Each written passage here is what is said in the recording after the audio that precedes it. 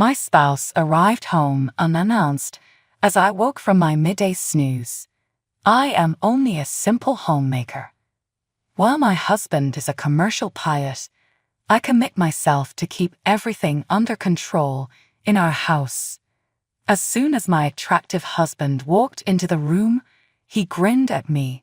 He informed me he would have Asian flights, hence he is not supposed to be home for the next 5 days. Here he is, though. He kissed on the lips and handed me a bouquet. You are so lovely. You were coming home, and I knew nothing about. Sitting on the bed next to me, he grasped my hand. I quickly cancelled my tickets and took a vacation leave as I have to make time for you when I realized our second wedding anniversary will be in 3 days. His saying those things melts my heart. Nathan is really busy, and I have always been really sympathetic. I know he will catch up at another time, hence I'm not bothered whether or not we make plans on our anniversary. His nice and considerate action really speaks to me. Thank you for showing up. He answered, You're welcome, kissing me on my forehead and giving me an envelope. Here you go. I grabbed it and opened it. My heart virtually stopped. It is a ticket for Switzerland. My hands are quivering rather terribly. Is this really happening? I find this shocking. Are we traveling to Switzerland? Yes, love. Real, this is what I mean. You have always wanted to visit there, and on our anniversary there is no better way to honor your dream. So get ready and we will head off. An unexpected phone call stopped my spouse. As he was ready to answer his phone, I peered at it. The name of the contact was simply a heart emoji, but I gave it no attention. I started to squeal with delight. At long last, I'll be traveling to Switzerland. During the time that my husband was on the call, I was reading the itinerary. The trip will last for a week, and I can't wait to make the most of each and every second of it. The fact that my dearest friend from boarding school lies in Switzerland is a fortunate coincidence. After 3 years, I will finally be able to meet up with her and catch up with her. Immediately following the conclusion of the call, my husband returned his focus to me. His eyes welled up with tears as he asked me with a very broad smile, Are you ready? I am, without a doubt, my love. Your hubby is the greatest there ever was. There is no need for you to carry your phone or wallet with you. I am in command of what has to be done. In response to the most intense embrace I could give him, he hugged me back. To put it simply, I am the luckiest person on the planet. When we left for the airport the next day, we got an early start, and I couldn't contain my excitement since we were going to be flying in a private jet, and my husband was going to be the pilot. The moment we stepped into the aircraft, we were met by a young woman who was both stunning and seductive. She was a flight attendant. She is really tall and slender. Both the dimensions of her body and the characteristics of her face are really attractive. You are both very welcome, sir and madam. My name is Maya, and I will be providing assistance to your flight today. I would ask that you please take a seat, madam, and allow me to escort you to the cockpit of the airplane. Maya, on the other hand, was giving my husband a flirtatious smile while he was staring at her intensely. I spotted my husband staring at her intently. I dismissed it as unimportant, thinking that perhaps it was nothing at all. On account of the fact that I will be traveling to Switzerland, I do not wish to be troubled with the minor details. The news that I was heading to Switzerland was communicated to my buddy Sophie before we boarded the plane. I spent the entire flight living out my wildest dreams. Taking a ride on a private aircraft with my spouse as the pilot is something I have never done before. Occasionally, Maya will offer me the cuisine that I enjoy the most. Madam, please take this cake of tiramisu. Have fun. I'm grateful to you. I would appreciate it if you could check on my hobby. Despite the fact that I believe he is bored, he does not want me to come to the control booth since I would offer him some degree of distraction. I was wondering if you could check on him for a moment. Maya wore a broad smile, as if she was so thrilled to be able to perform the duties. Yes, I am, madam. I would gladly do that for you. Immediately, she headed to the booth where the drivers were. While I was watching her make her way towards the location, I could tell that she was quite excited to do the mission. We arrived in Switzerland after a long journey that lasted for several hours.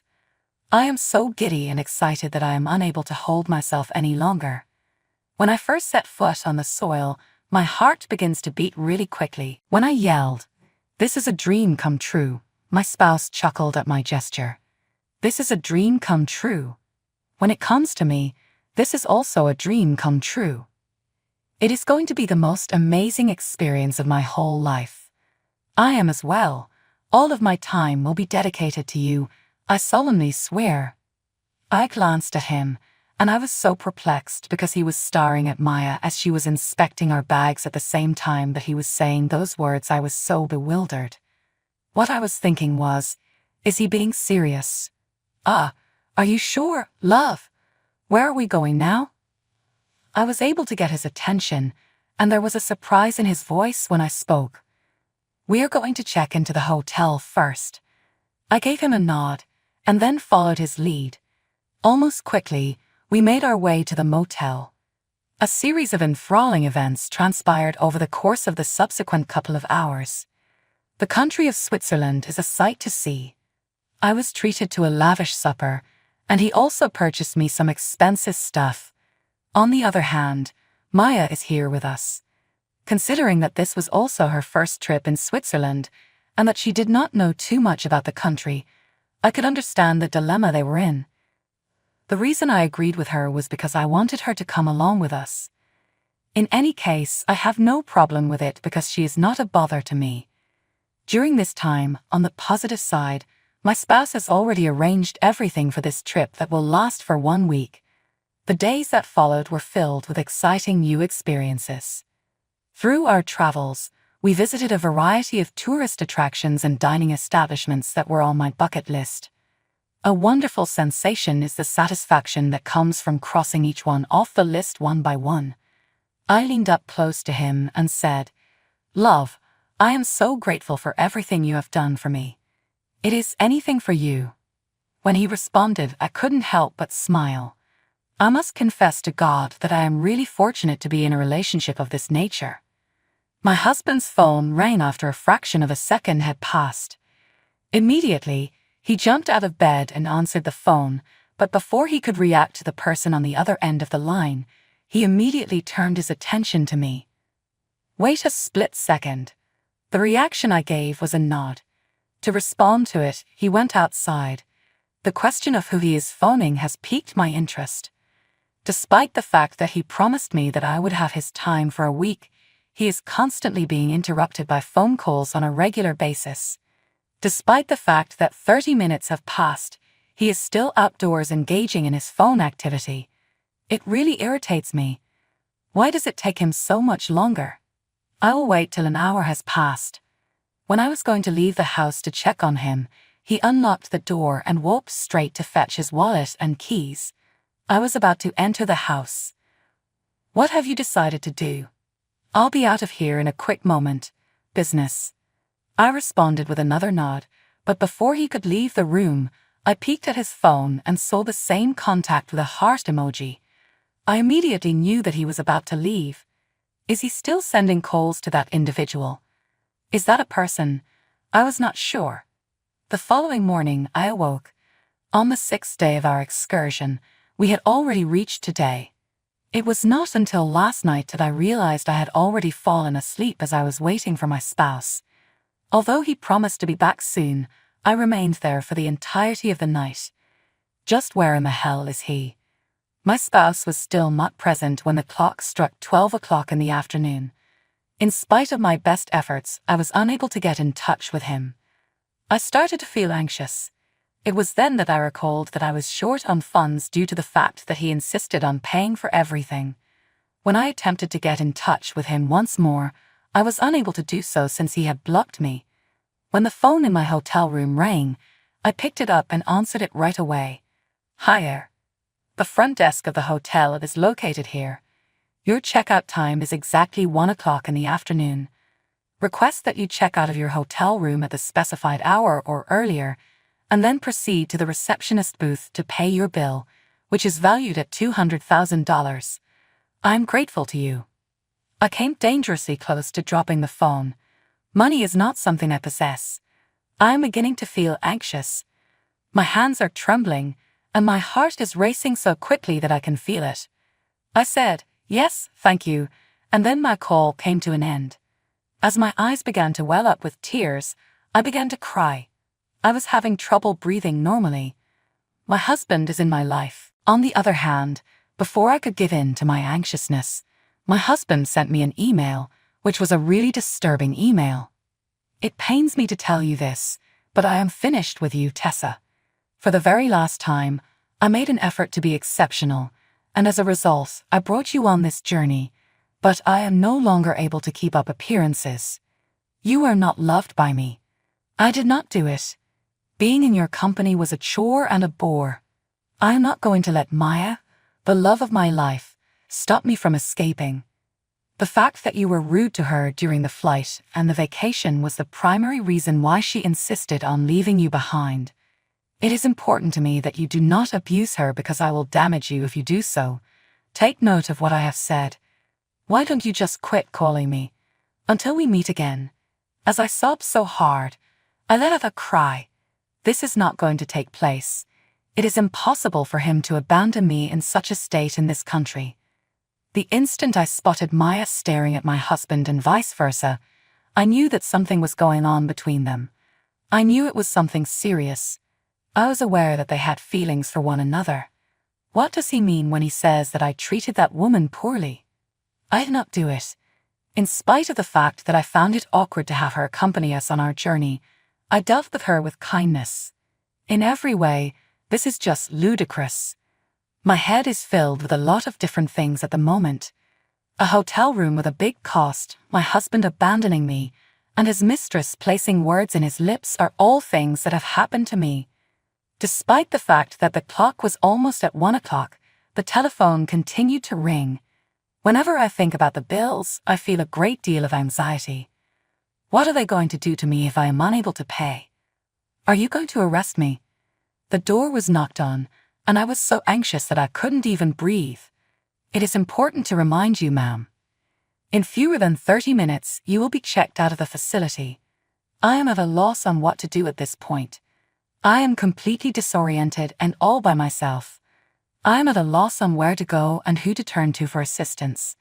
I was surprised to feel my body tense up as I recalled someone. There is someone who is able to assist me. Let me give Sophie a call. I was thinking of my best buddy from when I was in boarding school. I am confident that she is able to assist me. I decided to contact her straight away, and she picked up the phone right away. I was wondering if you were still in Switzerland. The instant I heard her voice, I burst into tears. Upon realizing that I was sobbing, she began to experience a state of terror. What's going on, Jojo? Are you okay? What is the matter? When my husband left me, he took his mistress with him. What should I do? I am at a loss. Please lend me a hand. At this very moment, where are you? Will you be able to email me the location? Yes, I will go there without delay. This meeting of the president is practically at its conclusion. Is it a meeting of the president? Oh yes, my father has a meeting. I already informed you that he is the president of the country, right? What? What is it? It was a mystery to me. Laughing gently, she laughed. As you say, he is. Therefore, you should not be concerned since we will locate both your jerk husband and his mistress. There is no way that they will be departing Switzerland as if nothing had occurred. Those words brought a sense of calm to my heart as she spoke them. I cannot express how grateful I am to have a buddy who is so impactful. During the time that I was waiting for her, I sat on the ground and stared at my phone, which was surrounded by photographs of Nathan and me sharing happier days together. After a wait of 30 minutes, Sophie arrived at last. I was instantly backed by her, and she even paid for my hotel cost. She comforted me and offered her assistance. Jojo, we have no choice but to hold them accountable for their actions. We should make their treachery known to the entire globe. In the back of my mind, I had a strong desire to get back together with my husband, but then I became aware of his harsh behavior and how terrible it was that he abandoned me by leaving me here in this foreign area. I have a desire to exact retribution. Yes, you are correct, Emily. They will not be able to go away with this. We are going to expose everyone for what they really are. Following that, we embarked on our strategy, which included the collection of evidence and the compilation of exhaustive documents of his abuse prior to this occurrence.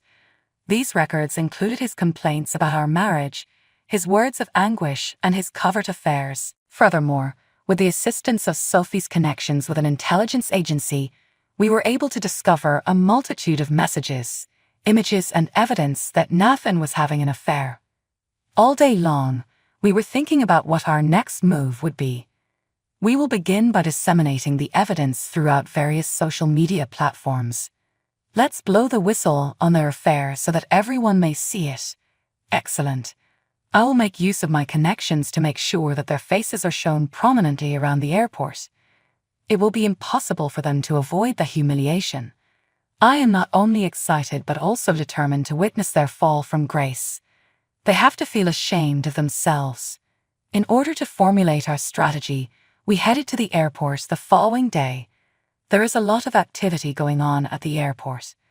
The faces of Nathan and Maya are on wanted posters, and people are whispering and pointing as they identify them. While all was going on, we were observing from a distance, concealed among the numerous people, up to the point that I spotted them strolling together, softly holding hands and acting as if they didn't plan to be caught. I was really anxious about what was about to take place. I am aware of the tears that are beginning to gather in my eyes. To put it another way, Sophie, it is time to address them. The fact that we were there was unknown to them. The two of them made their way through the terminal with their heads bowed. The tone of my voice was laced with resolve as I took a step forward. I believe that you, Nathan and Maya, have something to communicate to me and to everyone else who is present today. I started yelling at them. The moment they knew they had been apprehended, they froze, and their faces became pale. The area surrounding us started to become crowded. The bystanders muttered in indifference and amazement as they watched. Nathan and Maya were the ones that felt the consequences of their acts as a result of their disapproving stares. Did you really believe that you could betray me and get away with it without any consequences? At this point, the entire world is aware of your true identity. Joe, if you please. An error was made by me. I truly apologize. Please forgive us. We ask you to show us mercy. My eyes were filled with a mixture of fury and despair as I gazed at them. Now your apologies are completely meaningless to me. Both of you are entirely deserving of the humiliation that you are experiencing. After leaving them, I did so with a proud and confident demeanor. They continued to get a hostile look from the throng, which whispered their disgust. I stood on the balcony of my hotel and watched as the city continued to move forward without my spouse and the life that I had utilized in the past. An overwhelming feeling of self-assurance washed over me as I took a deep breath. I will not allow their treachery to define who I am. My life will be rebuilt with more strength and wisdom than it was before. An offer of citizenship in Switzerland was extended to me by Sophie, and I am more than glad to welcome it. After purchasing a home in the countryside, I made the decision to make it my permanent residence. I am more than prepared to go out on a road of getting to know myself better and finding healing.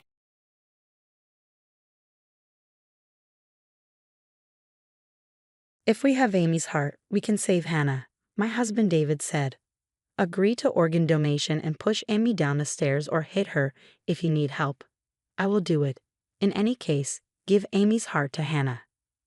My husband asked me to make our daughter almost die to offer her heart for his niece. Facing his outrageous demand, I felt like I was going insane. David and I had been married for about 5 years, and our daughter Amy was born 1 year after we got married. From the time I was pregnant, David seemed to have no interest in our unborn child. When I told him about my pregnancy, his response was an indifferent, "Oh, is that so?" Perhaps it was due to the hormonal imbalance caused by pregnancy, but I remember shouting at David, "Why aren't you happy?" We ended up in a fight. I didn't think David hated children. After all, when my sister Sarah gave birth to her daughter Hannah, David, who was my boyfriend at the time, was so moved that he held the newborn Hannah and cried. "Babies are so small," he said through his tears. The look in his eyes as he touched Hannah's soft cheek was full of love. Yet, for some reason, David seemed to dislike Amy, his own daughter, even before she was born. When we found out the gender, and I told him it looked like a girl, all he said was, "Oh." When I asked him if he would attend the birth, he immediately replied, "No." Even if he didn't hate children, I thought he might be afraid of becoming a father, and I tried to forcibly accept his terrible attitude. Then Amy was born safely. She was so lovely at first sight, and her tiny hand grasping my finger was too adorable. But David had no interest in Amy. When Sarah came to see the baby with Hannah, who was 2 years older than Amy, David was only fond of Hannah. There was always this question: why? Why wouldn't David ever hold Amy? Why did David always look annoyed when Amy came to him? When I confronted him with these questions, he always answered irritably, "I'm busy with work. I can't afford to spend time on the child." David had a strong ambition to rise and seemed eager to get promoted as soon as possible. He actively took on work, and there were days when he would be holed up in his room at home writing business proposals. Perhaps work was the most important thing to David. Still, I had always wished for him to consider his family first. I might be selfish, but I had always wanted him to watch Amy grow up with me. Amy started going to kindergarten and playing with her friends lively every day. I felt like I had been raising her all by myself. But I made some mom friends, and my loneliness was somewhat relieved. When I consulted my mom friends about David, one of them, a straightforward and big sisterly woman, bluntly suggested, "Why don't you get divorced? Raising a child should be a joint effort between husband and wife. Being busy at work is no excuse at all, and isn't Amy 4 years old? I'm surprised you've put up with this for so long." There are also kids who get hurt more when their parents get divorced as they grow older. So if you're going to make a decision, sooner is better. I might be sticking my nose in your business. What she said was very reasonable, and I've been considering divorce myself. But I couldn't make up my mind. I was constantly worrying about whether I could raise Amy on my own or whether it was okay to arbitrarily take away Amy's father from her, even though he was such a bad father. So her words were not unwelcome at all, but rather a relief, giving me a strong push in the back. I decided to discuss divorce with David. The night I made the decision, after Amy fell asleep, David came to me with a shocking request: to give Amy's heart to our niece, Hannah. David had researched organ donation and found it was possible for a child to receive a transplant with parental consent. I had only just found out from David, not Hannah's mother Sarah, that Hannah was suffering from a severe heart condition and could not live much longer. "We need to get Amy's heart to Hannah as soon as possible," David said, agitated. "I need a moment," I protested, my voice sounding more like a scream. "What's going on? I feel sorry for Hannah." "But why does David know about this?" "Because Hannah is my child," David said. I was so shocked I couldn't speak. I felt sick. Despite David being right in front of me, leaning on the dining table and holding his head, I couldn't feel him close. "What do you mean?" I managed to ask, my voice shaking. David, unable to hide his irritation, started explaining his desperate situation. It seemed like David had a crush on Sarah, who was a year younger than me, for a long time. He had once proposed to her, but Sarah chose Kyle, the man she is now married to. Sarah had a reputation for being flirtatious, but it seemed she had restrained herself since meeting Kyle. However, she had apparently been secretly meeting with David quite often. David said Sarah chose Kyle, not him, because Kyle was a civil servant. David earned less than the average salaried worker, and his salary would hardly increase unless he got promoted. David's strong ambition was to get promoted quickly and take Sarah away from Kyle. Sarah was raising Hannah as Kyle's child, but she promised that if David got promoted and started earning more, she would definitely leave Kyle and come live with him and Hannah. "Then why did you marry me?" I asked. "By marrying you, I can stay close to Sarah and naturally have more opportunities to see Hannah." "You married me for such a reason?" I asked, my voice breaking. I loved David, but he never really saw me. The fact made me miserable and frustrated. To my despair, David added fuel to the fire. "Amy isn't my child, is she?" Amy doesn't look like me at all. She must be the child of some unknown man. Hannah's life is far more important than Amy's. Amy's heart should be given to Hannah. I felt as if something inside me had snapped. I'm not sure whether it was my love for David or my patience that snapped. Anyway, the man in front of me looked like some horrible monster. I swear I haven't cheated. Don't lump me together with people like you. Amy is definitely our child, but you're right. Amy doesn't resemble you. She is not a ruthless, unreasonable person like you. She's very kind.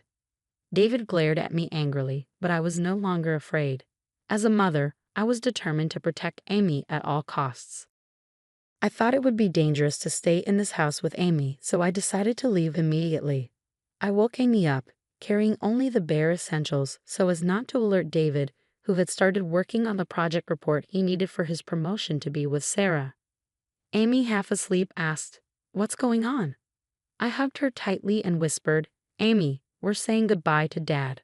We're going to Grandpa and Grandma's house. You won't be able to see your kindergarten friends anymore, but can you bear with it?" My desperate voice must have conveyed something to Amy. She nodded in agreement, her voice filled with tension. Holding Amy, I quietly left the house and ran towards the station. I considered taking a car, but thought it would be troublesome if David asked for it back. Once we got to the train, Amy, tired, fell asleep, but we managed to reach the vicinity of my parents' home close to the last train time.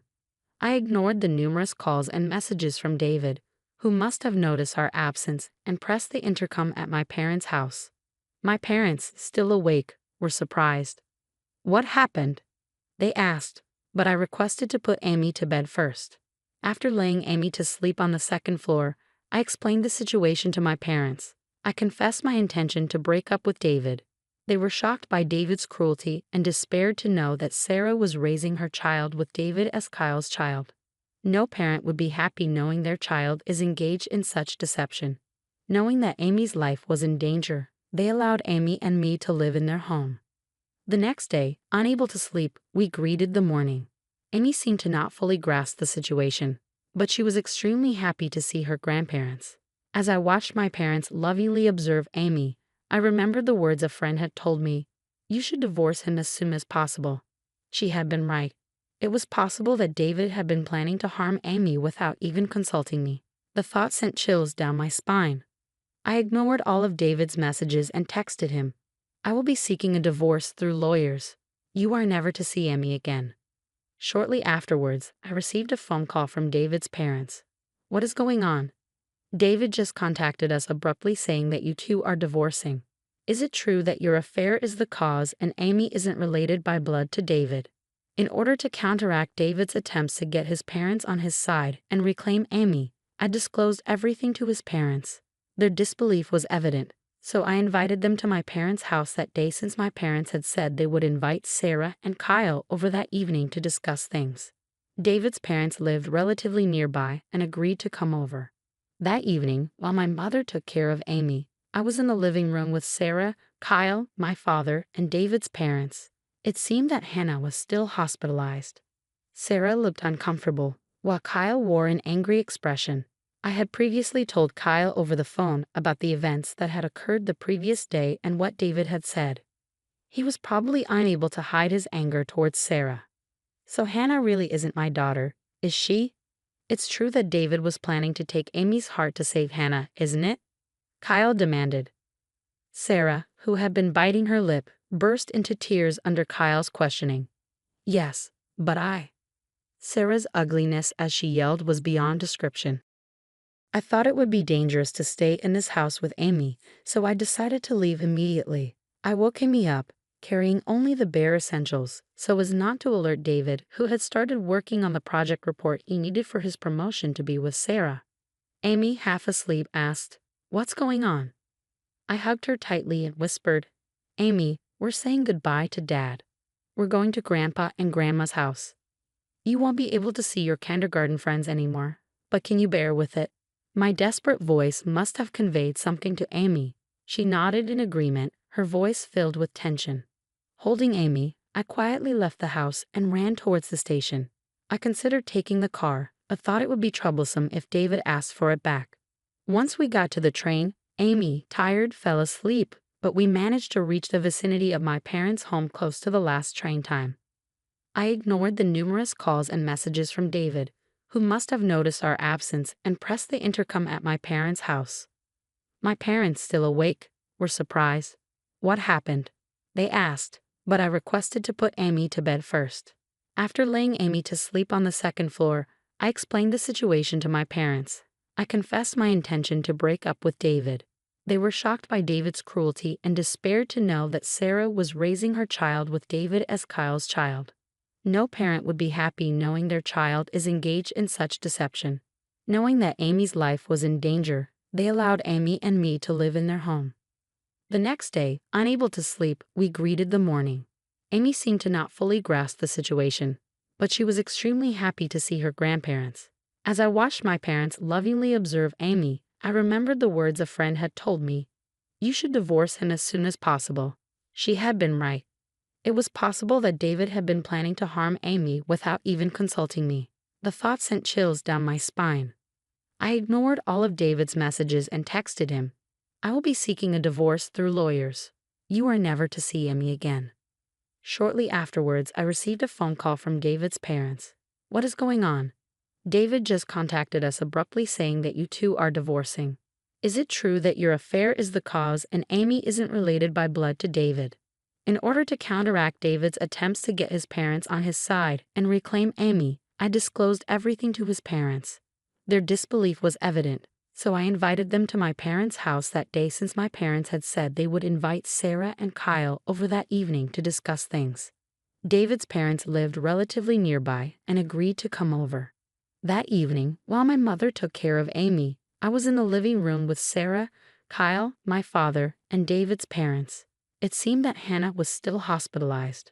Sarah looked uncomfortable while Kyle wore an angry expression. I had previously told Kyle over the phone about the events that had occurred the previous day and what David had said. He was probably unable to hide his anger towards Sarah. So Hannah really isn't my daughter, is she? It's true that David was planning to take Amy's heart to save Hannah, isn't it? Kyle demanded. Although my father and I were present, Sarah started talking like a tragic heroine. I wanted to help Hannah. That's why I asked David for Amy's heart. As a mother, it's natural, isn't it? How can you not understand the feeling of wanting to protect your own child? Is it because Kyle and Hannah aren't connected by blood that you can't understand? Despite exposing her own infidelity, Sarah was crying like a victim, and Kyle sighed deeply.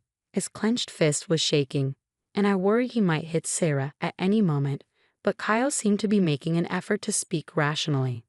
I've always believed and raised Hannah as my true daughter. I was confused when I was told that Hannah is Sarah and David's child. But my feelings of caring for Hannah haven't changed. If I could cure Hannah's disease, I'd do anything. Then taking Amy's heart is no big deal. To go as far as taking the life of your niece to save Hannah? You and David are abnormal. Sarah, who was yelled at by Kyle, started crying loudly. I am so sorry. It was heartbreaking to see my father apologize deeply to Kyle. David's parents, who had been listening in disbelief until now, also deeply apologized to Kyle and me alongside my father. Our foolish son, we are truly sorry, my father-in-law said, his voice trembling. I could feel the enormity of the crime Sarah and David committed. Since the meeting was held to confirm the facts, once Sarah admitted her affair, the purpose of the meeting was achieved. As Kyle said, I'll divorce Sarah, and stood up, Sarah shouted. Wait, how am I supposed to live now? Who's going to pay for Hannah's treatment? Almost at the same time, I heard the sound of a car entering the garage. David wasn't invited to this meeting, and I thought it would be scary if something happened to Amy, but David must have known that the only place I could go was my parents' house. David, who intruded into our house, seemed to realize that all of his wrongdoings had been revealed when he saw his parents apologizing to me, Kyle, and Sarah clinging to Kyle and crying. His face, which was red with anger, turned pale instantly, and even in that situation he asked, Where's Amy? I stood up and slapped his cheek. Hannah is innocent. I feel sorry for her because she got sick, but I will never forgive you for trying to harm Amy. David, holding his slapped cheek, seemed surprised by my anger. I thought I was a quiet person. I didn't know such emotions were sleeping inside me. In the heat of my rising anger, I lunged at David. "You're the only one who's cuckolded. Amy is undoubtedly our child. You and Sarah are the ones who are messed up for doing the lowest things as humans. Don't think everyone's as messed up as you." Thanks to my father telling me to stop in the face of my raging self, I was able to regain some composure. David, who had been yelled at by me, looked at Sarah with a bewildered expression. Sarah, who had been clinging to Kyle's waist, was shaken off by Kyle. "David, I'm divorcing Sarah. If you want to marry her, go ahead. But I won't ever give you Hannah. I won't hand her over to fiends like you." Kyle's harsh, low voice, as if uttering a curse, seemed to freeze both Sarah and David in fear. Subsequently, Sarah and David were driven out of their homes and disowned by their parents. Through the lawyers, Kyle divorced Sarah and successfully won custody of Hannah. Apparently, Sarah was often out, and most of the caregiving was done by Kyle, who took a long leave from work. I also divorced David through a lawyer. David sent a spiteful text saying, "Now I can marry Sarah." But Sarah and David didn't get married. Their parents severed ties with Sarah. But afterward, Sarah had a mental breakdown and had to be hospitalized. Even though Sarah had been unfaithful, it seemed she cared about Hannah. Not being able to see Hannah broke Sarah's spirit. Kyle scoffed at her, saying, "She used to complain about how troublesome taking care of her was, though, and I felt the same way." Amy and I are living peacefully at my parents' home. At her new daycare, Amy seems to have made new friends, and she's growing up healthy and lively. I still keep in touch with Kyle. According to him, Hannah is due to have a heart transplant operation. When Amy and I went to visit Hannah, she gave us a cute smile and said to Amy, "Once the surgery is over, let's play a lot together." Both Kyle and I have been through tough times, but we've now resolved to raise our children responsibly as parents. As two single parents, we promise to support each other. I smiled, imagining the future of Hannah playing with Amy.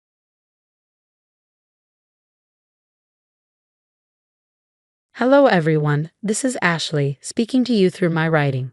All the names I've used are fake because I own a fairly successful business and I don't want this story coming back to me. Here's a bit of background about me and the people in this story. I met Carter through work. We were both doing the same side job after college. It wasn't anything fancy. We were McDonald's employees. He was working to pay for college, while I was working to survive since I didn't have the means to pay for college. I have a lot of regrets about that. I lost my parents in an accident and didn't have any family to take care of me. Coming from a poor household, there wasn't much money left for me, so college was always out of the question. Now let's talk about Carter's mother, Sandra. Sandra had a fancy college degree and considered herself better than everyone else. She is a true narcissist, loves to control people and meddle in their lives. She was super mean to me and made fun of me for not having a college degree. When I was young and naive, I let her bully me into doing things for her. I used to drive her places, cancel or make plans according to her demands, and more. Slowly, I realized that Sandra didn't care about me at all. She was simply enjoying the power trip of having control over someone like me. When I realized this, I started to distance myself. However, when Carter's father died, Sandra clung to us like a leech. She loved dictating our lives even after Carter and I got married. When we moved away for work, she followed us and demanded that Carter take on all her financial responsibilities. At that time, Carter had just bought a house and didn't have the means to support his mom. He said, "Sandra, I don't know what to do about my mom. I'm sick with worry. She refuses to get a job, and God knows why she moved here." I replied, "I think we both know why. Sandra is trying not to lose her control over us. Don't forget she convinced you not to put me on the house deed because she thinks we'll divorce in the future." "I know Ashley. She's just worried about me. Now I don't know what to do about her." "I guess I'll have to take a second job," Carter said. I didn't let Carter take a second job. He already had a lot on his plate with a stressful job and a big mortgage. Since I wasn't allowed to contribute towards the mortgage or any rent, I decided to pay Sandra's rent and groceries until she got back on her feet. I hoped she would come to her senses and finally get a job. But Sandra never took a job. I paid her rent and groceries for a year. She didn't know I was paying, but her nonchalance at being so dependent on others was astonishing. Her controlling behavior got worse. She was convinced that the business I had started 2 years earlier was a hobby and didn't earn any money. So she tried to micromanage me by keeping track of my spending and berating me for buying anything for myself. It was incredibly annoying, and she wouldn't stop even after Carter talked to her. Sandra continued to harass me about my expenses and berate me for freeloading on her son. It was bizarre since she was the one freeloading on us, but I kept my mouth shut. That was until the day she angrily came to our house and said, "What is this I'm hearing? Carter told me you were going on a vacation. This better not be true. Tell me, Ashley, are you really going on a vacation?" "Yes, Sandra, we booked everything for 3 months from now. Carter and I have been working very hard for the past year, so we thought of taking a break," I replied. "You can't waste money on a vacation when you're broke. I will not allow you to waste my son's hard-earned money like that.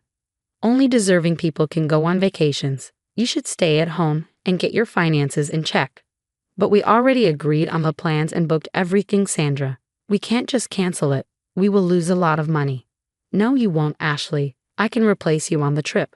Carter and I will have a lot of fun, and hopefully this will teach you to manage money better. My son won't be feeding you for the rest of your life, you know."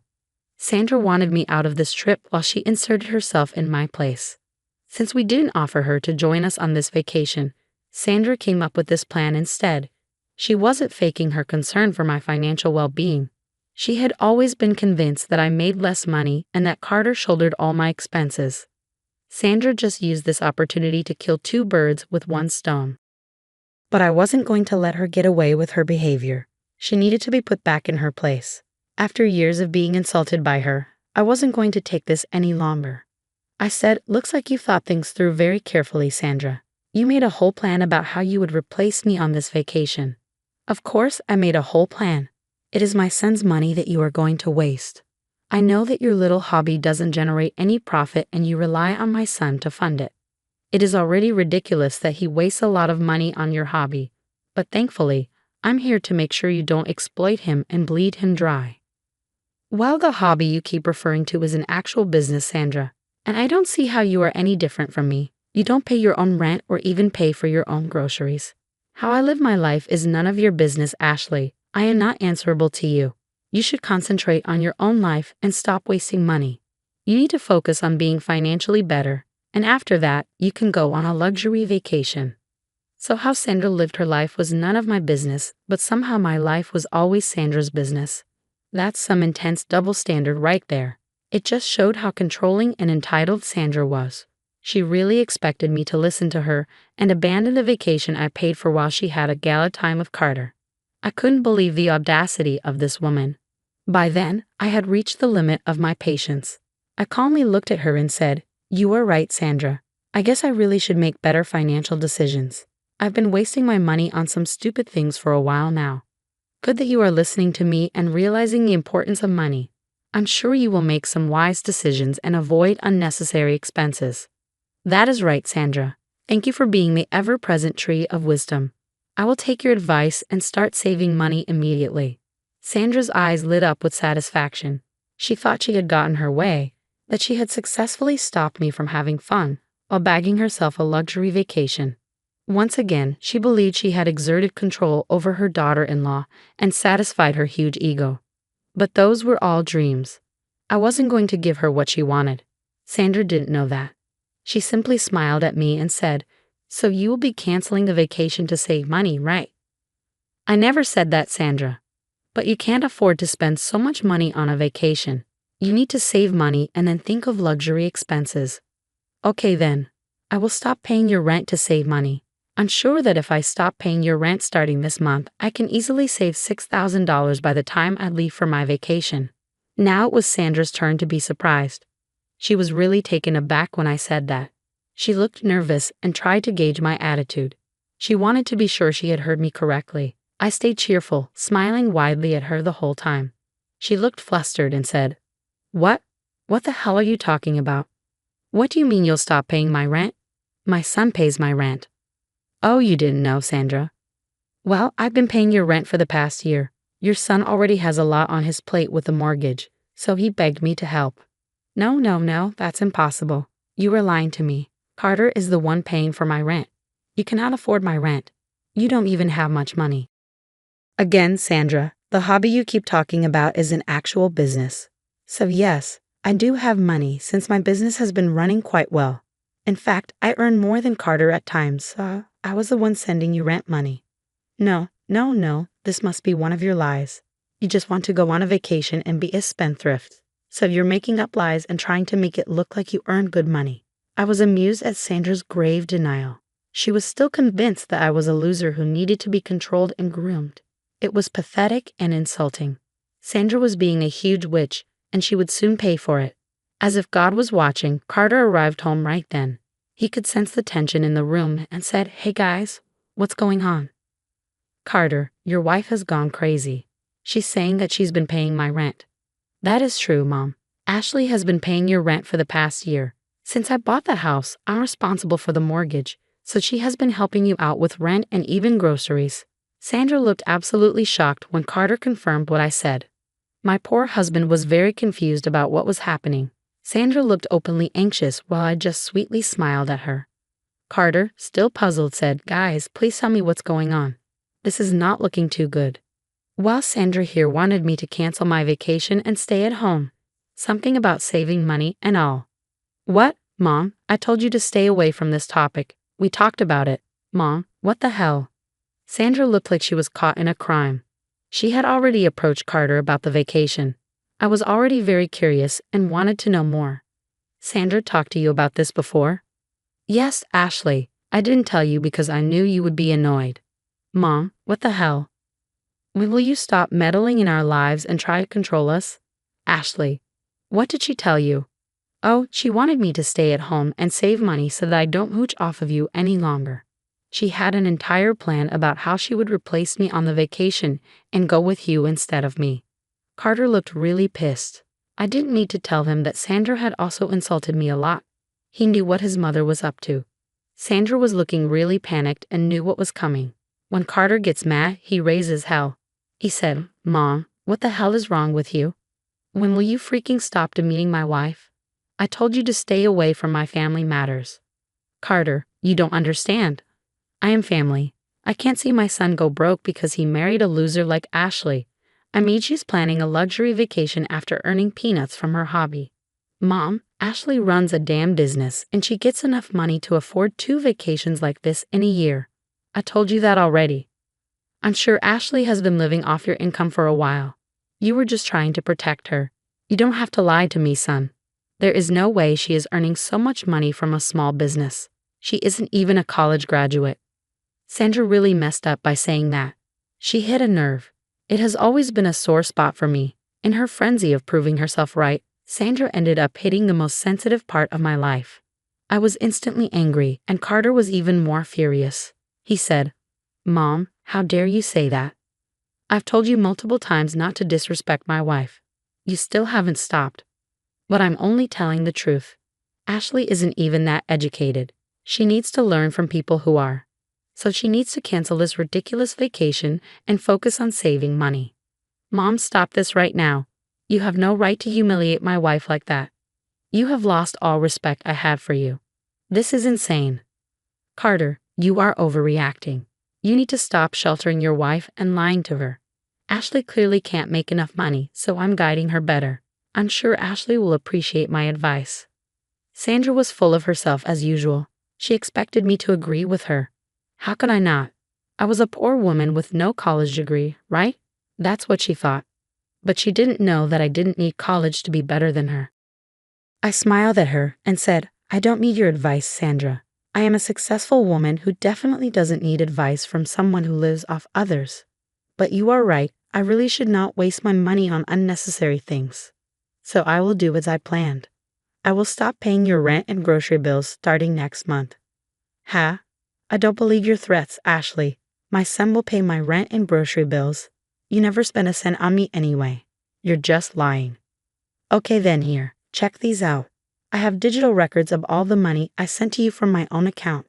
I handed my phone to Sandra and let her see all the proof I had. She kept scrolling through the transactions and even saw how much I made every month. Her eyes bulged out, and she couldn't believe what she was seeing. But she had to believe it. It was some damn good evidence. Sandra scrolled through my bank transactions and then laughed nervously before saying, "Oh, this is great.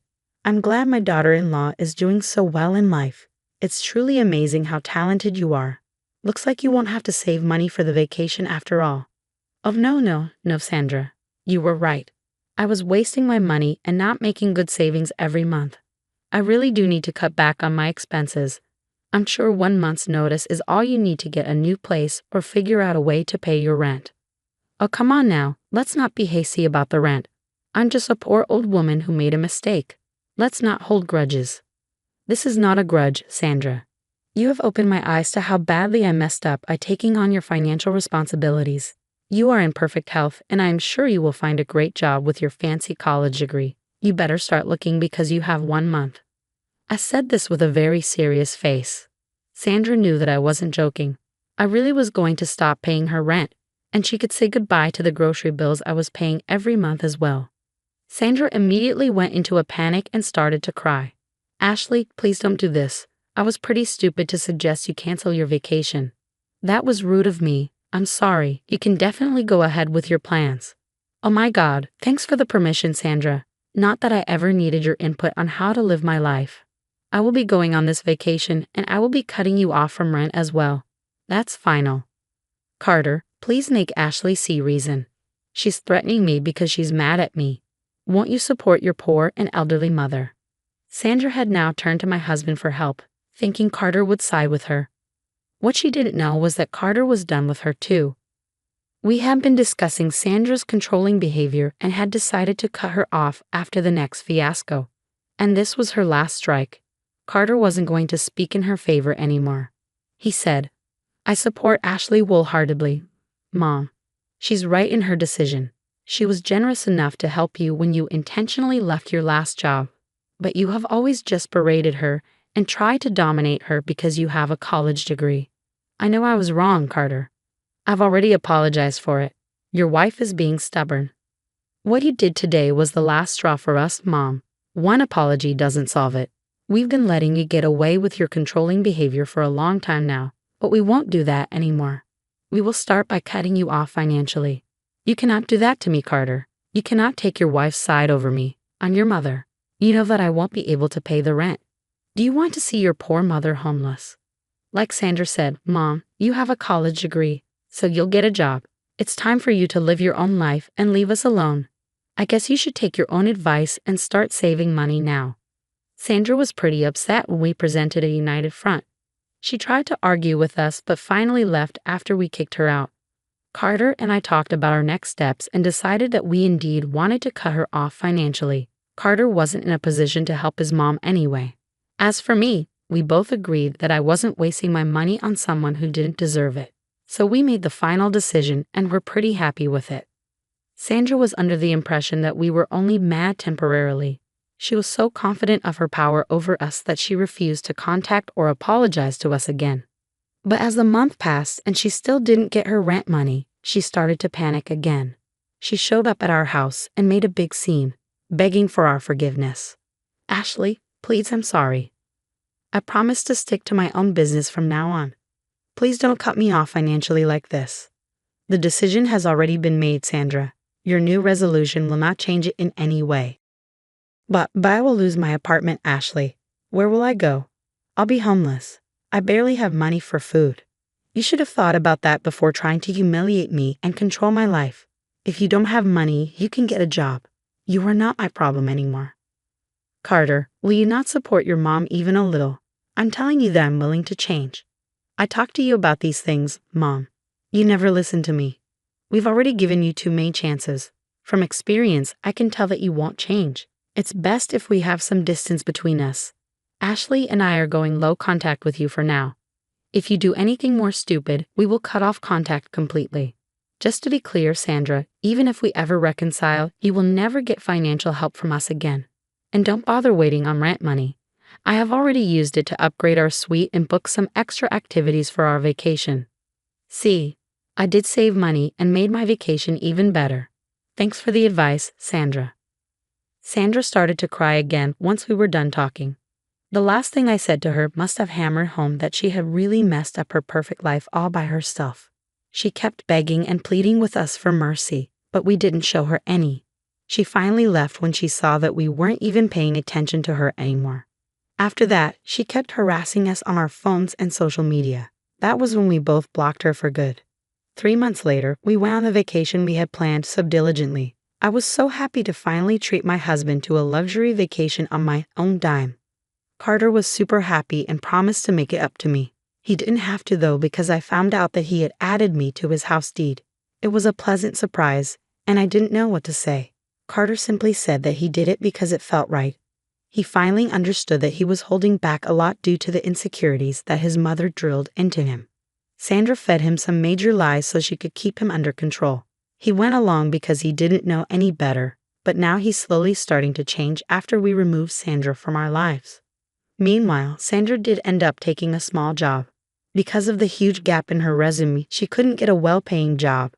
She had to settle for a low-paying job, especially because our town didn't have many good jobs and she hadn't worked even after getting a college degree. She moved to a small rented apartment and shares it with roommates. She tries to reach out at times, but we ignore her.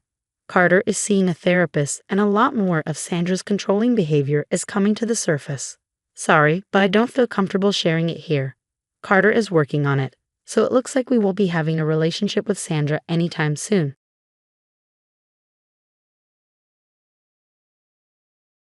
Hello everyone, my name is Sienna, and I'm here to share a story of my own.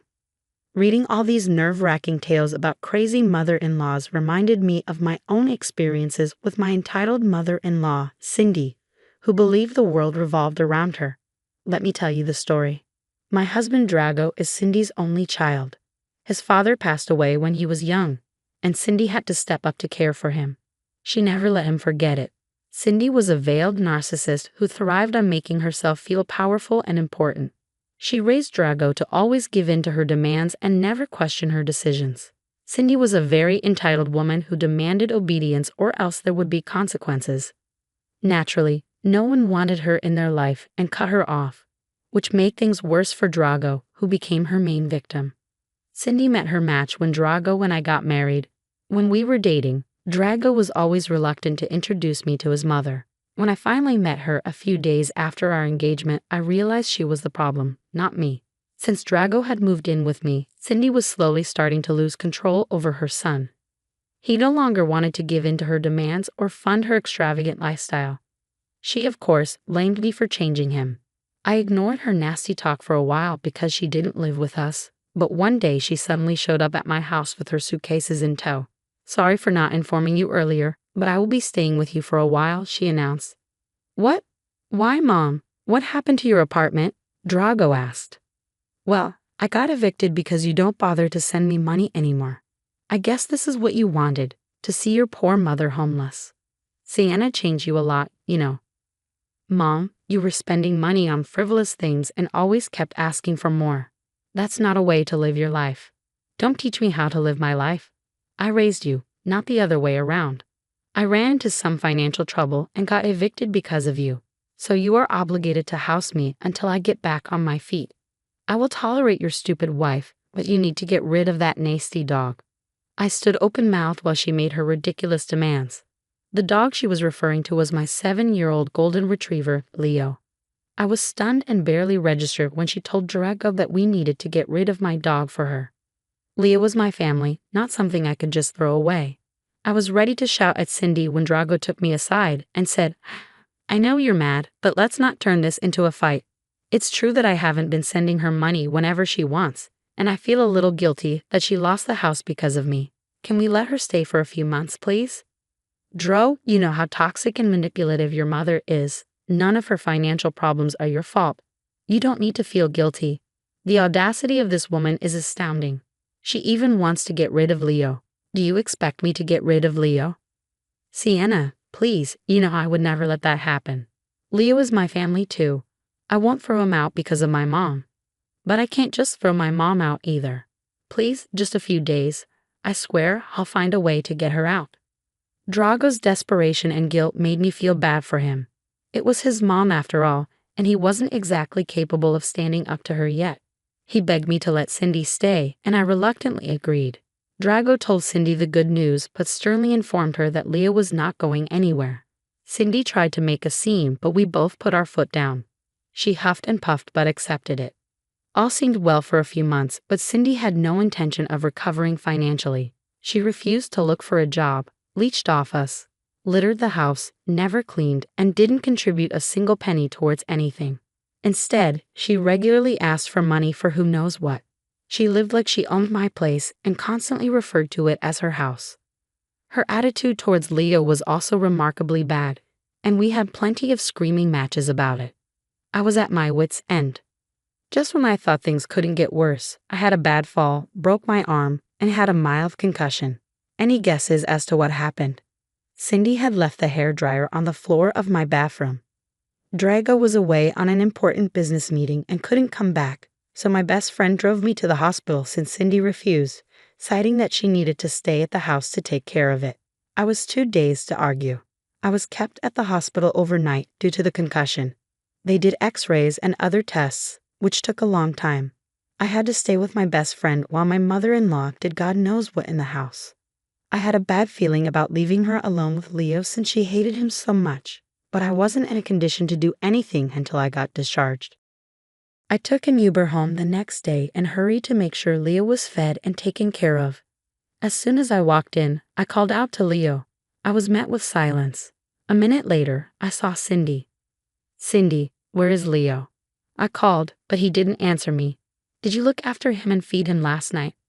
"Oh, that filthy animal. I got rid of it." "What?" It felt like I was struck by a thunderbolt.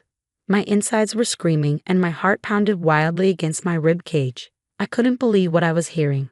Cindy got rid of my dog. Cindy ignored my shocked face and continued, "Animals can't stay in this house. They don't pay rent, they don't clean up after themselves, and they are useless. They belong on the streets or in a shelter. My home will not have one of those wild and disgusting things around." I was reeling with anger when Cindy spoke like that. I was too stressed about my poor dog to waste my energy shouting at her, so I calmly looked her straight in the eyes and said, "You are right, Cindy. Pets can really be a burden when they don't look after the house or pay rent. It's important for us to recognize when this happens and kick them to the curb immediately. Finally, my wise words have gone through your thick brain. I thought you would never understand. You should always listen to the woman in charge of the house." "I know what's best for my house and family," Cindy replied, looking pleased with herself. "Your words are truly wise, Cindy. Thank you for opening my eyes today. This new perspective will be very helpful for me in the future," I said. Cindy was smug, thinking she had successfully gotten rid of the dirty animal from her home. She believed she could now settle into my house, which she had already started calling hers. She always considered herself the matriarch, no matter whose house she was staying in. I had been putting off confronting her for as long as I could, but this was the last straw. No one messed with me and my family, which included my dog, Leo. I was fuming inside and worried about Leo at the same time, but I kept my face neutral and tried to control my anger. Karma would come for Cindy soon enough, and I would be the one to deliver it. I quickly distracted Cindy and left the house. From what I could tell, Cindy had used my car to drop off Leo at a shelter. I logged onto my car's GPS system to find out where she had gone. I didn't want to ask Cindy directly because she clearly wasn't going to give up the location. She knew I would try to get Leo back, so keeping her in the dark was crucial. I left the house under the guise of getting medicines and called an Uber to the animal shelter where my car's GPS indicated Cindy had gone. I explained the situation to the staff there and gave all the details. Leo was microchipped, so they knew I was the real owner. Thankfully, they understood my situation and let me take Leo after signing some papers. My poor dog was traumatized. He was sitting in the corner of the room, refusing to look at anyone. As soon as he heard me, he leaped from the corner straight into my arms. I won't lie, I cried tears of joy and relief when I held him. At the same time, my rage at Cindy was threatening to overwhelm me. I loaded Leo into my car and went straight home. When I stepped into the house, Cindy took one look at Leo and shrieked. It was a nasty shriek that made Leo bark at her. He wasn't a fan of Cindy anymore. "What the hell, Sienna? What is that filthy animal doing in my house? I didn't get rid of him for you to bring him back. First of all, Cindy, Leo is mine. You had no right to give him away just like that. What happens to Leo is my decision and mine only, so I did what I wanted and brought my dog back." "Absolutely not, Sienna. I always told you that I won't allow a filthy animal to live in my house. They are nasty and don't pay bills. Yeah. I've heard all that before, Cindy. You've told me those things so many times that I know it by heart now. Well then, get rid of the dog. I can't stand looking at him. He's already messing up the carpet with his nasty dog hair. I don't want dog filth in my house. You better drop him off somewhere and start cleaning my house. At this point, my anger was somewhat reduced. I knew that I wouldn't have to put up with Cindy much longer. I had everything set and all the plans made. I was firm in my decision. I calmly looked at Cindy with a small smile and said, "First of all, Cindy, this is my house, not yours. And secondly, you were right. Animals who don't pay bills or clean up after themselves don't deserve to be in my house. Now let's see which animal doesn't pay bills, thinks the house is hers, and doesn't bother cleaning her mess. Oh my God, it's you, Cindy." "What? How dare you, Sienna? Are you calling me an animal?" "We are all some kind of animals, Cindy, and you fit the criteria perfectly. So I have decided I will take your advice and kick out the nasty animal I have in the house. Spoiler alert, it's not Leo. It's you." Cindy looked at me like I had slapped her. There was a tinge of fear and nervousness in her eyes that I hadn't seen before. It gave me a lot of satisfaction to see her afraid. She was used to getting her way with everyone, but in recent years, both her sons were trying to break free from her control.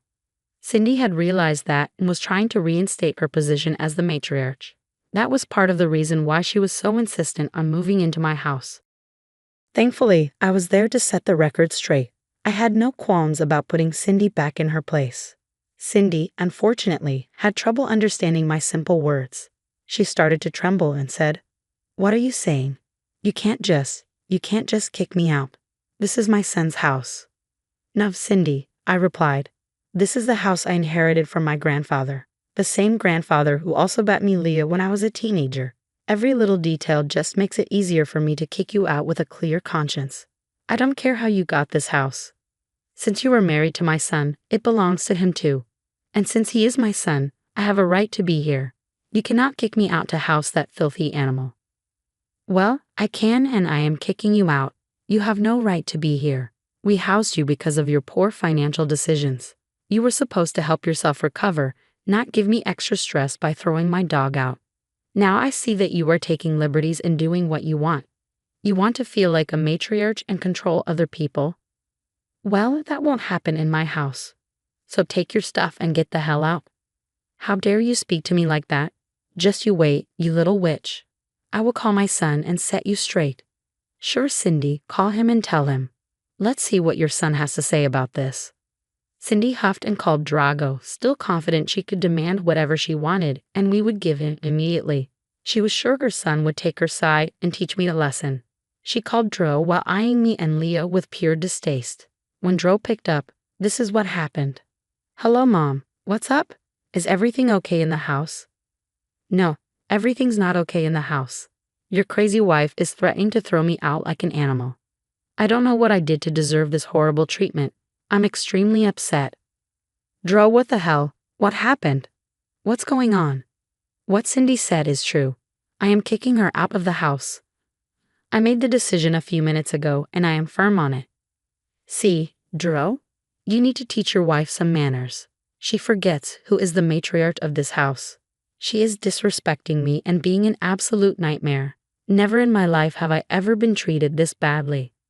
Cindy went on and on about her miserable condition in my house while painting herself as the victim. She never once mentioned that she tried to rehome my dog behind my back and justified it with her twisted sense of logic. I waited patiently for Cindy to stop her theatrics. Dro was doing the same. When Cindy showed no signs of slowing down, Dro interrupted her. Okay, calm down, Mom. Let Sienna say her part. Sienna, tell me what's going on. Why did you suddenly want to kick out Mom? You just got back from the hospital. What went wrong?" Cindy should have mentioned it since she thinks she did nothing wrong.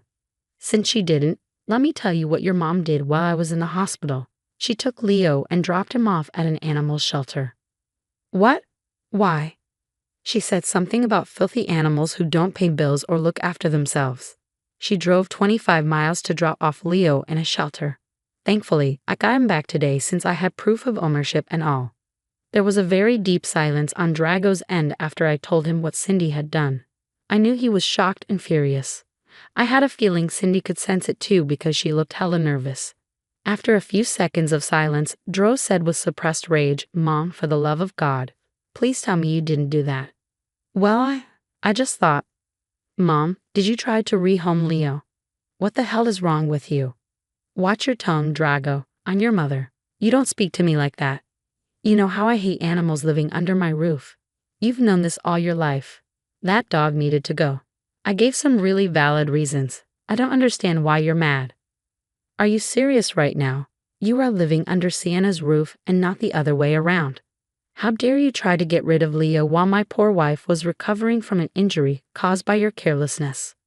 Drago was raging mad now. Even though I had Leo first, Drago lived with Leo like his own pet. Leo wasn't just a pet, he was family, and you don't mess with Leo and get away with it. Cindy had never seen or heard Dro react to anyone like that. She actually flinched at his tone and looked shocked. Soon it became evident to her that her son wasn't going to take her side. She tried to placate him by softly crying and saying, "Dro, why are you talking to me like that? You're scaring me. You can't be like this with your mom over a stupid dog." "Leo is not a stupid dog, Mom. He is my family as well. We made it crystal clear to you when you whined about moving in with us. Sienna let you stay rent-free in her house only to have you backstab her and me. How did you think it was okay?"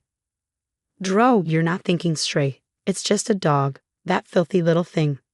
Stop right now. You are freaking delusional if you think you can justify your actions in any way. Instead of asking for forgiveness from Sienna, you thought that calling me and making me scold her would be correct? Are you insane?" Cindy was now crying while clutching her phone. She slowly sank into my new plush sofa and tried to make Dro listen to her twisted reasons. Leo was still behind my legs, trying to stay as far away from Cindy as possible. God knows what that awful woman has done to my sweet boy. My heart ached for him, and I longed to make him feel safe again. While Dro shouted and Cindy cried on the phone, I decided to step in and end the drama ASAP. I said, "Dro, your mom is refusing to leave even after I told her multiple times. Leo is super traumatized and is hiding behind my legs. I can't bear to see him like this anymore." "Oh God, Mom, what did you do to my poor dog?" "You know what? It doesn't matter anymore. I've heard enough already. Mom, you need to leave. You are not welcome in the house anymore. Sienna already told you that, and I am telling you that. I don't want to be in contact with you anymore. I am done with your power play. You have hurt me enough. I won't let you hurt my wife and my new family too." "Oh my God, Dro, what are you saying? You can't let a filthy animal and this witch of a wife come between us. You are my son. I'm your mother. I only did this because I want the best for you. Stop that nonsense right now, Mom. You did what you thought was best for you, like always. You cared nothing about other people. You don't care about your own son and daughter-in-law. I put up with you for years because you're my mother, but not anymore. Not when you're trying to control and hurt my family. Leave the house right now before I call the police on you myself." Drago said that and hung up on her. I told her to pack her things while I carried Leo inside my master bedroom. My best friend had also arrived because I had notified her of the situation on my way to pick up Leo. She would stay at the house with me to take care of me and make sure Cindy got the hell away from all of us. She came into the house and kept an eye on Cindy while she packed her stuff. Cindy would have protested or thrown a tantrum if Dro hadn't been so angry. Plus, the fact that my best friend's husband was a cop also made Cindy hurry up and leave before the cops seriously threw her out. She was crying the entire time, and I could hear her from my room. I comforted Leo and waited for my best friend to give me the signal when my horrible mother-in-law was gone. After Cindy left, I got a rather painful call from Drago. I could tell that he was distressed and that he was blaming himself for what happened. He said, "I'm so sorry, Sienna. This should never have happened. I should have just listened to you and kept my mom at arm's length. If I had, you wouldn't have been hurt and Leo wouldn't have been traumatized." "Dro, don't be so hard on yourself. I knew you had good intentions when you wanted to help out your mom. It's not your fault she refuses to change. But I don't think it will be wise to have her around after this. I for sure wouldn't be comfortable." "You don't have to worry about that, Sienna. I'm done with Mom and cutting contact with her for good. I will fly back as soon as possible to be with you, and I will get therapy to make sure I have the spine to tell her off when she comes demanding something from us. This will never happen again. You take care of yourself and Leo." Hearing this made my heart swell a little. I was glad that Dro was finally willing to get therapy to deal with his issues with Cindy. I really didn't want to have any connection to her anymore, and it was Drago's job to set those boundaries. I assured Drago that my best friend would stay with me until he got back. He was somewhat relieved and flew back 2 days later. He was super guilty and kept apologizing over and over again. It broke my heart to see my family suffering because of that awful woman Cindy. Karma was still pending for Cindy, of course. As I said, she was broke and didn't have a place to stay. She thought that we would calm down and beg her to come back to live with us. She is a true narcissist, although she is too full of herself to ever seek a diagnosis. Anyway, as a week passed, her cash ran out and it became apparent to her that we weren't going to come get her. That's when she returned to our door, begging and pleading for forgiveness. That was fast, but only because she didn't have any money. No family in their right mind would take Cindy in because everyone knew the level of her entitlement. So she had to come back to us. We refused to even open the door and threatened to call the cops if she stayed for long. She was already blocked from all our phones and social media. The extended family was informed of everything, and everyone took our side because they were not crazy like Cindy. Drago, Leo, and I slowly went back to being the happy family we were before Cindy disrupted everything. As for her, last I heard, Cindy was working somewhere in a small office, earning peanuts and living in a trailer. I will say it suits her and hope she rots there and never comes back.